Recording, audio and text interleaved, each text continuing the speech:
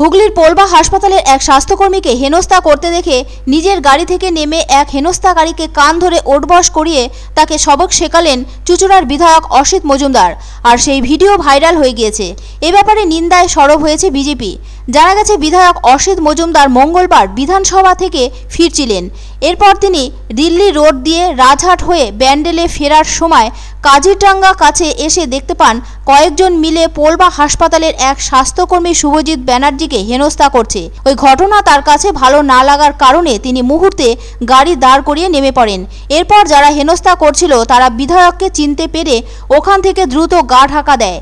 আর তাদের মধ্যে থাকা এক যুবক সেখানে দিব্যি দাঁড়িয়েছিল। বিধায়ক তাকে যথেষ্ট বকাবকি করেন এবং কান ধরে ওঠবস করান। আর ওই ভিডিও মুহূর্তে ভাইরাল হয়ে যায় সোশ্যাল মিডিয়ায়। সেই ভিডিও প্রত্যক্ষ করে বিধায়কের বিরুদ্ধে কটাক্ষ করতে ছাড়েনি বিজেপি। হুগলি জেলা বিজেপি সম্পাদক সুরেশ সাউ বলেন, বিধায়ক নিজে বলছেন আইন হাতে তুলে না নিতে, আর এক যুবককে রাস্তায় কান ধরে ওঠবস করাচ্ছেন। আবার সেই ভিডিও ভাইরাল করেছেন। ওই যুবক যদি অন্যায় করেই থাকে তাহলে বিধায়ক কেন ওই সময়ে পুলিশকে ডেকে ঘটনাটা জানালেন না, যার ফলে ওই ঘটনা যথেষ্ট নিন্দাজনক হয়ে উঠেছে একজন জনপ্রতিনিধির পক্ষে। বিধায়ক অসিত মজুমদার বলেন, তিনি পোলবা ও মগরা হাসপাতালের রোগী কল্যাণ সমিতির চেয়ারম্যান। তবে বিধানসভা থেকে ফেরার সময় পথের ওপর ওই রকম হেনস্থার ছবি লক্ষ্য করে তিনি আর স্থির থাকতে না পেরে গাড়ি থামিয়ে নেমে পড়ে এক হেনস্থাকারীকে পুরনো ধাঁচের শাস্তি দিতে কুণ্ঠা বোধ করেননি। সেজন্য ওই রীতি শাস্তি প্রদান করেছিলেন বিধায়ক অসিত মজুমদার এক হেনস্থাকারীকে। কিন্তু তা নিয়ে যে সোশ্যাল মিডিয়ায় হৈ হৈ পড়ে যাবে সেটা সেভাবে ভাবেননি চুঁচুড়ার বিধায়ক নিজে। তবে অবশ্য তিনি মনে করছেন পোলবা হাসপাতালের কর্মী শুভজিৎ ব্যানার্জিকে যেভাবে কয়েকজন মিলে হেনস্থা করছিল তাতে বড় কিছু একটা ঘটে যেতে পারত।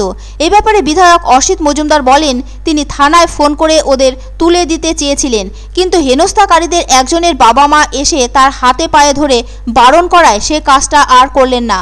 তার বিনিময়ে ওই যুবককে কান ধরে ওঠবস করানো হয় বলে জানান তিনি।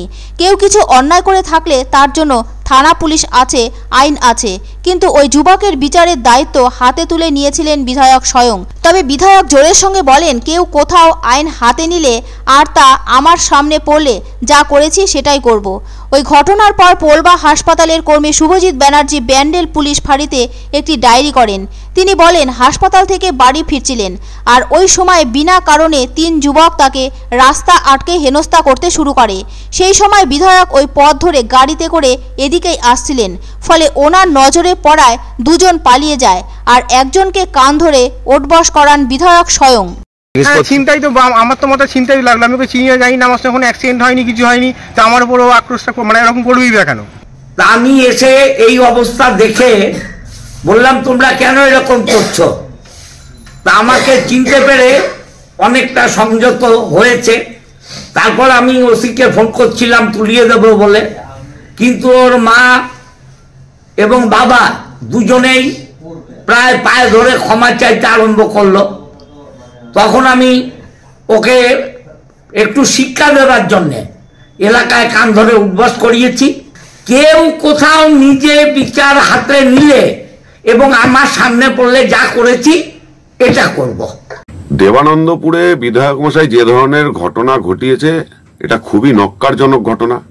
এক সময় ওনার মুখেই শোনা যায় যে রাজ্যে আইন শৃঙ্খলা রয়েছে, পুলিশ প্রশাসন রয়েছে, সকলেই যখন রয়েছে তো আইন কেন উনি হাতে তুলে নিচ্ছে?